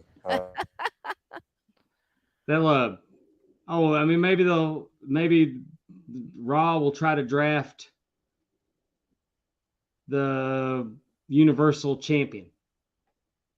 And then maybe SmackDown will say, well, we're going to draft the WWE Champion. Right. and then either Right. Roman's got to go to both shows, or I don't know. I mean, it's not going to be anything until he's there 1,000 days. I honestly think that True. they should go to one championship belt on both sides and just have that person be on both shows. If you're going to be the champion, you got to be on both shows. Oh, sorry, you got to work 2 nights a week. One champion. I mean, heck, if Flair could travel to all the territories, if you're going to be the champion, you should work on Monday and Friday. They're on both shows. Right. And if you don't want to work both shows, then don't be the champion. Right. No, I agree. Because if you got enough stroke that you don't have to work both shows, you got enough stroke that you don't have to be champion. That's what I'm saying. Like, enough of these Brock Lesnar champions that shows up once a month. Like, enough of that. Let's have our champion be on both shows. Let's have one champion, and that's it. And I'm going to crap on a storyline real quick now that we're talking about belts. Because once you have if you're the Raw champion, you're the SmackDown champion. By the way, we're talking about titles, pal, not belts. Well, I'm just saying, if you're the champion of a TV show. But everybody wants to talk about that. The narrative has become that Dusty Rhodes couldn't capture that title, he fell short on his quest. Dusty was booked in for Madison Square Garden. The WWF Championship was a very regional belt. Mm-hmm. It was a New York. I mean, they could have called it the New York Championship or the East Coast Champion, because what Dusty did winning the NWA World Title was much bigger than the WWF belt had ever been in Dusty's lifetime. Yes, total agree. I mean, what he won was a much greater accomplishment. Getting the belt that Harley Race and some of these greats held, instead of the belt that Bob Backlund and Well, and I think too, you had to prove that you could draw in a multiple facet territories. I mean, like you said, Madison Square Garden, winning the title there, that wasn't a traveling belt. If you were the NWA World Champion, you ended up in Texas They just brought him in to wrestle Superstar Graham. Yeah, well, I mean, that's what I'm saying. When I'm agreeing when you're saying that it was more prestigious to win the NWA World Title than the WWF. I wish in the early '80s that Dusty would have just stayed with Vince. Dusty could have been the Hulk Hogan. Like, Vince may not even have hired Hulk Hogan. You know what I mean? Now, today, the WWE Championship is the biggest championship in the world. Well, of course. I mean, you can't. Facts is facts. But not then. But I mean, no. I would like to see going forward that Cody would be more like Charlotte Flair and try to distance herself from her father. Mm-hmm. He's Coattail Jones right now. I mean, I thought of it the other night. But it's the story that they want to tell, Dave. They want to tell, Dusty's son that passed, Dusty passed away, and this is his dream, and Dusty never got the WWE title. And I get the story they're telling 100%. Right. And plus, too, that makes their belt when he was alive as they do now that he's dead. Well, yes. I think they did do a good job of hiring him as a coach and all that. I agree, but in the 80s and 90s, Dusty was the guy, the face of WCW. He really was. Mm-hmm. And so that's what he chose. I don't know if that's I'm sure WWE would have brought him in as a creative mind in the mid 90s if he wanted to, but he was with WCW. So right. It is what it is. Well, and along with the story for Cody, it makes WWF seem more prestigious. Like you said, Pondwater, Dusty, it would have been great if he won that belt, but he probably it was more prestigious to win the NWA championship because you were traveling to all the different territories and drawing money. It's their story. They're the ones that are saying, oh, Dusty, he didn't win it. He wanted to, like he was this close. They're making it the narrative that it was Dusty's dream. And it probably wasn't his dream. It was just, but again, that makes WWF look more prestigious. And hey, and I'm going to say, that's just me thinking that it's time to. I'd like to see Cody distance from riding so heavy on Dusty, but I think what they're doing with Cody now is smart. Because what I ultimately wish, Dave, is that they could have the rematch at the next WrestleMania and get Dustin away from his AEW contract and have him run in somehow at the end as a surprise, and Cody wins. I think that would be amazing. Well, y'all knew I was complaining about. I felt like Cody was contractually obligated to be there. And what they've done with him, they did the right thing and had Roman beat him. And I think having Brock turn on him was genius. And now he's got to work his way back up. And I'm here for it. I think this is great because now they've made him a sympathetic figure. I actually care about Cody now. Yeah, I really like the story. And Eddie Prather in our chat said this is a Rocky 1 and Rocky 2 story. I agree with that. I like the story they're telling. I was all in. I knew Cody was going to win at WrestleMania. I picked him to win the Rumble in like October and then win WrestleMania. And that I just saw this story and I just love how they flipped it on me because I thought I was the smart mark. You know, I know what's going to happen. They said, no, this isn't going to happen. We're going to do this. And now that I have absorbed it and look at it going forward, I think it's the complete right decision. Well, I think we're going the right decision with him. I'm excited. I'm excited to see where it's going to go now. But, yeah, me too. But really, we do. I guess I thought about it when I watched the Charlotte Flair A&E show. You know that. You know, trying to get out. I mean, at what point is she Charlotte Flair and not Rick's daughter? Right. And now she's at the point where, you know, she's not Rick's daughter. Rick's Charlotte's father. Yes. So she is really a fantastic wrestler for someone who, you know, is athletic. And that wasn't like her dream to, you know what I mean? Like, it's not like she's been training since she was 10, you know, she is phenomenal. And again, I go back to Rhea and her at WrestleMania. That was a fabulous match. Maybe my favorite match of the weekend. And I agree with you, Amy. When I came back in and started watching wrestling again around 2018, when I started listening to Conrad's podcast, I just picked up Charlotte Flair and I immediately knew, like, this is a worker. This is someone that's just like her dad. She's an absolute fantastic wrestler. And there's no doubt about it. And she can tell stories in the ring. She can do everything. She is the best female wrestler in the world, in my opinion.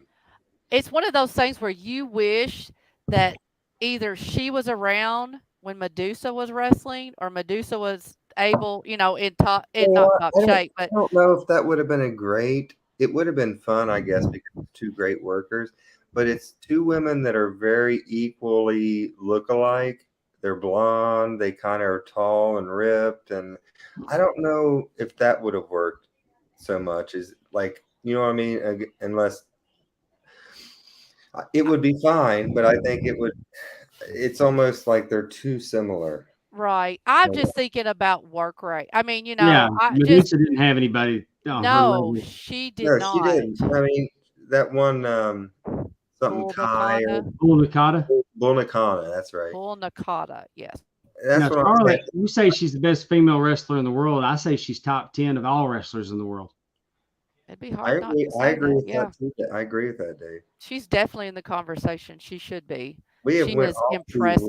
Rails, Amy. What is our so sorry. And I started it, you know, so I mean with my whole but you know what? I think it's been good conversation. I really do. It has been. And I do want to say, I'm not saying anything personally about Ric Flair and his whatever he was doing. I've met him. He's a very nice man. I'm saying in that time period, I do think now that kayfabe is dead, that people are hearing things and they're not laughing. So anyway, I'm sorry. I felt like I needed to say that. I got you. The way to finish it. If Rick made a mistake, everyone makes mistakes. Exactly. You know, and he didn't rape or kill anyone. He just acted like an idiot. So and you're right. And there's no telling what really happened on that plane. There's his story, her story, and the truth, right? You know, I mean, there's something, and again, it's made to. He gave you free drinks. That's what they told me. I don't really remember that part, but And I so bought. He was giving you drinks, and I bought him a coffee the next that's morning. so funny. Oh, But the again, walk. I The just want to walk. make sure that I I didn't make love that Amy so clear. much. I'd tell y'all about the walk. The walk. I'm not going to do that to you. Did I do something? Are you talking about me? Mm-hmm. Yeah, I think he is. I did something? Oh, don't. No, That no, would. no, no, no, Oh, no. oh. No. This is after the fact. Okay. You know that moment that I had to walk into the ballroom and everybody stood up and cheered? Yes. Yeah, you had one of those similar moments. Oh, you're talking about my walk of shame as everybody's going to the curb. Yeah! Yes, She came through that lobby. She wasn't making eye contact with nobody. I was hoping But to you know the God I got difference, Amy? upstairs. You know the difference is that when Dave slunk into the back of the room, hungover as hell, he got a standing ovation in the entire room. That's right. I wanted to die. I wanted to crawl on the. I was trying to fade into the wall. We all blamed Meg. We all blamed Megan. No, she was a savior. I will never I blame know. Megan. She. Oh my God, I could have. Your She. halo's still intact. Well, I'm just saying. That's what happens when Mama goes wild. One time, I've learned to behave. But I Megan can see was your a savior. halo. All right. Okay. I'm sorry. This wrestler was born October 25th, 1966, in Cleveland, Ohio. Al Snow. No, That was a he. good guess. I know he's from Lima. I was trying. That's true. And he's probably a little bit older, He honestly. probably is. He trained at Killer Kowalski's wrestling school in 1988. Hunter Hearst Helmsley. No. He made his debut October 27th, 1990, wrestling for the United States Wrestling Association. During his career, he has spent time in ECW, WCW, WWE, New Japan, and TNA promotions.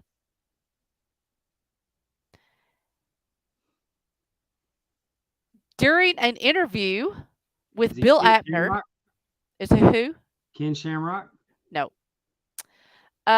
Let's see. He won the European Championship once and the WWF Hardcore Championship twice. Where was he born again? He was born in Cleveland, Ohio. I should know this. I'm from Ohio. I know. He likes groups as he has been a member of Raven's Flock, the Revolution that was in WCW, Team Extreme in TNA, and the Radicals in the WWE. Is it Perry Saturn? He once had a storyline where he fell in love with Moppy, a mop that he believed to be alive. Perry Saturn. Perry What? Saturn. Yeah. So let me ask. I'm pretty sure Eddie and Chris were not born in Ohio, and Dean Malenko either. So I was like, I think Perry's the only answer on this. Well, let me. I skipped this one because I thought this gave it away, but I'll see if you all know. Did you all know that he's a U.S. Ranger, Army Ranger? Yes. Okay. Perry Saturn is? Yes. Was. Yeah. Or was whatever they do. I guess he's still technically, if he was honorably discharged. Eddie, me and Amy have the best times we'll never remember. That's right. Is Perry Saturn still alive? He is, right? He is. Yes. He is. I've heard that he's having some health issues. Well, I tell you this is one of the things I was getting ready to say. During an interview with Bill Abner in 2016, he revealed he was dealing with traumatic brain injury and became part of the class action lawsuit against the WWE. However, that lawsuit, was dismissed. He also Jerry McDivitt doing his shit. Hell yeah, that's why he gets paid the big bucks. I can't remember. He interrupted, I think, a rape, and he got shot in the neck and ended up getting addicted to painkillers and was homeless for a couple of years. Kind of like what you're saying. Like, I thought I heard that he was homeless. Yeah, and then he Yeah. like came out of nowhere, and I think he's done some wrestling. He's clean. He got addicted to painkillers and that kind of stuff. I Um, just want to put Perry Saturn over as the wrestler. Back in 97, 98, when I was first introduced to him in WCW, just a fantastic worker. A yes, fantastic worker. he won the TV championship. He was tag team championships in WCW, ECW. I mean, he was a I mean, you're right. He was a good worker. Um, and again, he went to all these different places. I really do think, if it hadn't been for some injuries and even the saving, the things that happened outside of life where, he got shot, he might still be on the, Sounds like he was you know, like Dave. He got shot and lived through it and went through life. exactly. Exactly. So that's all I got. So I just wanted you to know, Dave, all these wonderful people were born, they turned 50 the same year you did. Honorable mentions are Yokozuna, who died before he turned 50, but he was also born in 1966, just for your knowledge. Um, I really tried to find somebody from WCCW, but there's nobody. No kindred spirits for you. So sorry. Turning 50 right now is a little bit old, or turning 50 in 2016 is a little bit old for WCCW, I think. Yeah, he would have been that's true. They would have been like, that would have been like Mike Von Erich. That would have been one of them, that would have been a young spry. So that's all I have. So happy birthday. Even though I know we've already gone 2 hours, but I want to throw something out because I'd kind of like to speak this into existence. Honestly, Okada has dropped. He lost the IWGP Championship. Yep. And he made a tweet that he'd like a change of scenery. Uh-huh. Am I the only one that would love to see Okada defeat Roman Reigns for the Undisputed Universal Championship? What I would love is to bring him in as a heel and let Cody beat him at like Survivor Series, and then Cody take the step to Roman.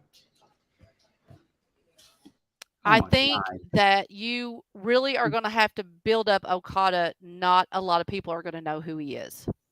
Well, you know what I'm saying? I mean, I'm totally fine. I mean, I think he would be a great one. What Justin said is probably how it would go, because I want to see Okada beat Roman Reigns because Okada's the best wrestler in the world. Mm-hmm. He is. I hope he does come to WWE or AEW because I just want to see him. I don't watch New Japan. I haven't seen him. I've seen him in clips, but I've not really seen him. Go out of your way to go find and watch him and Kenny Omega go do their hours. Okay. The Golden Lovers. The Golden Lovers. I've of course heard about those matches, but they're good. And I mean they're not Flair Steamboat. I don't care what Meltzer says, but I mean, I watched them with a kid that had never seen a wrestling match go more than 10 minutes, and he was into it for the whole hour and wanted more.